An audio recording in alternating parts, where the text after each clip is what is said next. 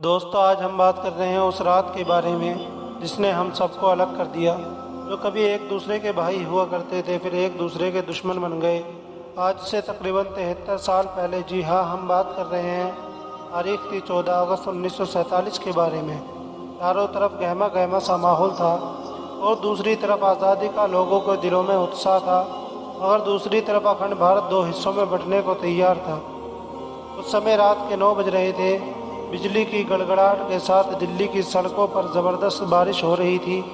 अलग अलग जगह से लोग आकर राय सेना हिल्स पर इकट्ठा हो रहे थे। कुछ समय बाद लोग लाखों की भीड़ में इकट्ठा हो चुके थे। रात के 10 बजे जवाहरलाल नेहरू, सरदार वल्लभ भाई पटेल और राजेंद्र प्रसाद मॉइंट राइस हाउस पहुँचे। अब कुछ ही समय बचा था भारत आज़ाद होने में। कुछ लोगों के चेहरे पर मायूसी थी तो कुछ लोगों में उत्साह थी। यहाँ पर जवाहरलाल नेहरू अपनी स्पीच देते हैं। कुछ ही देर बाद वह घड़ी आ गई थी। भारत ने आज़ादी की सांसें ली। रात 12 बजे से हमारे देश का आरंभ हुआ था।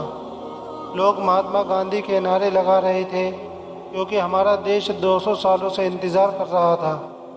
14 अगस्त 1947 में रात भर बारिश के बाद सुबह आसमान साफ हो गया था। जब सुबह 8 बजे पंडित नेहरू ने शपथ ली, जिसके बाद ब्रिटिश का झंडा हटाकर आज़ाद भारत का झंडा लहराया गया। जिसके बाद सभी की छाती चौड़ी हो गई थी क्योंकि हमें वो झंडा दिखने लगा था जिसे हम बरसों से देखना चाहते थे। दिल्ली में जब रात में आज़ादी का जश्न मना रहे थे, तब महात्मा गांधी वहाँ नहीं थे, बल्कि वह हज़ारों किलोमीटर दूर बंगाल में शांति बनाने की कोशिश कर रहे थे। 14 अगस्त 1947 की ऐसी रात जब लोग सोए थे तो गुलामी की रात, और जब उठे तो आज़ादी की सुबह थी। जितनी खुशी हमें आज़ादी की थी, उतना ही गम अखंड भारत टूट जाने का था। क्योंकि दोस्तों, भारत ने अपना 3,46,737 किलोमीटर का एरिया हमने पाकिस्तान के रूप में खो दिया। करोड़ों लोग भारत से अलग हो गए थे। जो लोग कुछ समय पहले ही भाई भाई की तरह रहते थे, वो अब एक दूसरे की जान के दुश्मन बन गए थे। क्योंकि 14 अगस्त की रात 12 बजे भारत पाकिस्तान विभाजन हो गया था।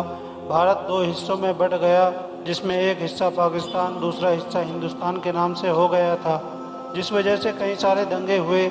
जो खुद को पाकिस्तान में सुरक्षित महसूस करते थे, वो वहाँ चले गए। जो भारत में सुरक्षित महसूस कर रहे थे, वो भारत आ गए। कहा जाता है बहुत लोग पलायन के लिए मजबूर हो गए थे। इन दंगों में हज़ारों लोग मौत के घाट उतर गए थे। ये सारा खेल अंग्रेज़ों की हुकूमत का था, जिसने भारत को बांटने का खेल पहले से ही खेल रखा था, जहाँ पर उन्होंने हिंदू मुस्लिम का बीज बो दिया था। वरना आज़ादी से पहले हम सब भाइयों की तरह जी रहे थे। दोस्तों, ये भी वजह थी, मोहम्मद अली जिन्ना देश के पहले प्रधानमंत्री बनना चाहते थे, लेकिन पंडित जवाहरलाल नेहरू को प्रधानमंत्री बनाने का वादा पहले ही कर चुके थे। जिस वजह से मोहम्मद अली जिन्ना ने अलग देश मांगा और इसी वजह से ये सारा फसाद शुरू हुआ, जो 15 अगस्त सन 1947 में ख़त्म हुआ। दोस्तों, हम आपको बता दें, भारत को आज़ाद करने की बात पहले से ही चल रही थी और इसी वजह से ब्रिटिशर्स ने माउंट बैटन को भारत का आखिरी वाइसरॉय बनाया था, ताकि इसके बाद भारत को आज़ाद देश घोषित कर दिया जाए। लेकिन भारत के हिंदू और मुसलमान भाई आपस में ही लड़ने में उतारू थे और यही सब ब्रिटिश चाहते थे, क्योंकि ये लड़ाई की चिंगारी उन्होंने ही लगाई थी, जो आग बनकर अब तक हमारे सीने में जल रही है।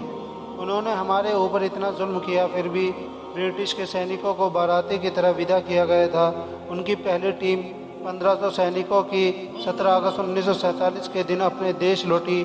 वहीं आखिरी टीम उसकी एक साल बाद 27 अगस्त 1948 में निकली। ब्रिटिश की आखिरी टोली जब जा रही थी, उन्हें बैंड बाजे के साथ विदा किया गया था। उसी दिन ब्रिटिश का नाम हमारे देश के नक्शे से निकल गया था। दोस्तों, ये थी हमारी आज़ादी की पूरी कहानी। आपको कैसी लगी कमेंट करके ज़रूर बताएं। वीडियो पसंद आए तो लाइक, शेयर और सब्सक्राइब करना ना भूलिएगा। फिर मिलते हैं एक नई वीडियो के साथ। तब तक के लिए खुदा हाफिज़।